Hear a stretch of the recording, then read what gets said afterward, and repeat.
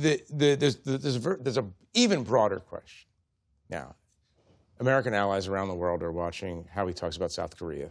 They're watching what he said about Oman. They're certainly watching the way he's dealing with Canada. If you're a NATO ally at this point, in a dangerous moment in Europe in particular, are you thinking that there's no way that Donald Trump is going to commit American forces per Article 5, NATO treaty, to the common defense? I think you are hoping that it doesn't come to that, but you have to, and you have to hope that, Mark Rutte, who is, said these kind of, kind of like suck up kind of messages to Trump, that kind of holds the alliance together. But you have That's to the NATO Secretary General. Yes, yeah. But you have to be planning for America not to come through. And even Carney articulated this at Davos a few months ago, right? When he talked about the plight of the middle power having to diversify away from America, that, I think a lot of allies were willing, and Trump won, when he was also not behaving this aberrantly. They were willing to think that actually America could revert to something like it had before. The fact that, it's really been the Trump era for a long time, that this has happened again, means that they have to think about alternatives. The French, I think, are feeling quite, vindicated in their skepticism of NATO. They withdrew from unified command. They've always maintained that it's important for France to have its own nuclear power. And now they talk about, a European army. They talk about extending the nuclear umbrella over Europe when America refuses to do that. It's affected the world, and there's no way, I think, even that a future president who repudiates all that Trump has done, I don't think that it snaps back at all. Well, yeah. Just to also, speak, if you don't care about Canada at all, that not accusing anyone here at the table, of course, that's fine. I think one thing, an interesting lens to view this in is this deal was a referendum of sorts on whether Trump wanted to back off some of his own tariffs at a time when he's facing really bad polling and a potential midterm blow. As Americans are rightfully concerned with the cost of living. The deal, what we're talking about, is a deal that would have reduced tariffs on aluminum and steel. The U.S. gets half of its aluminum from Canada, not half of its imports, half of its total aluminum. Steel, huge amount of steel comes from Canada, currently tariffed at 50%. And autos, which of course use a lot of aluminum and steel.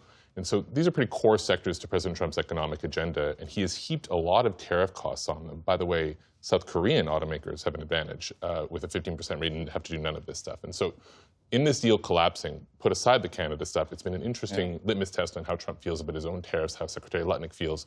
They're not interested in watering them down very much. Right.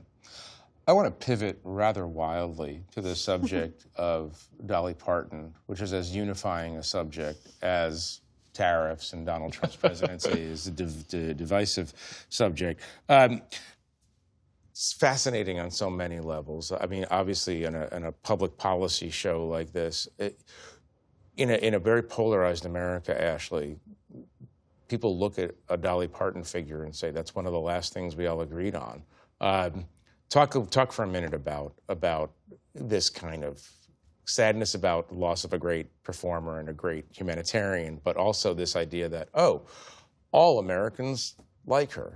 Well, what was wild to me was I learned about her death in actually a meeting at the Atlantic, a politics meeting. Someone sort of looked up from their phone and said, oh my gosh, Dolly Parton died. And then that night at home, my family was talking at dinner, and my 15-year-old said that there was a moment they were changing classes and someone did the same thing, looked at their phone and said, oh my God, Dolly Parton died. And there was sort of this sense of community and stunned silence, which I was just surprised by, that she had so transcended not just what you're talking about, politics and partisanship, and is sort of universally beloved, but that teenagers today sort of still know her and know that role. And I thought that was so telling. And I would be remiss if I like her music, and there's probably people at this table who know more of her music than I do, but I have 3 kids, 2 young kids, and her imagination library, where when you go into the hospital to give birth, you basically sign up and your kid gets a book from Dolly Parton every single month until they turn 5. I just think it has touched so many parents in terms of literacy and introducing me to new books, too. Right. Idris, I'll give you the final word because you're from Kentucky. Yeah. Which is near Tennessee. Yeah. That's my theory. That's my theory of the case. But talk about her role as this kind of unifying figure.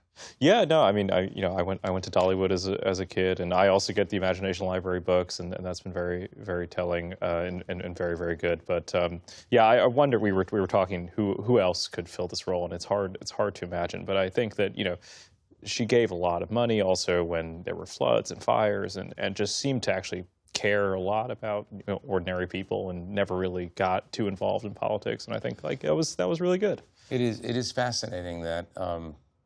You can't really name many figures like that in American life anymore, and that's probably not a good thing. Yeah. But she's popular globally because she represents so much of what the world believes America is and can be. She's maybe even popular in Canada.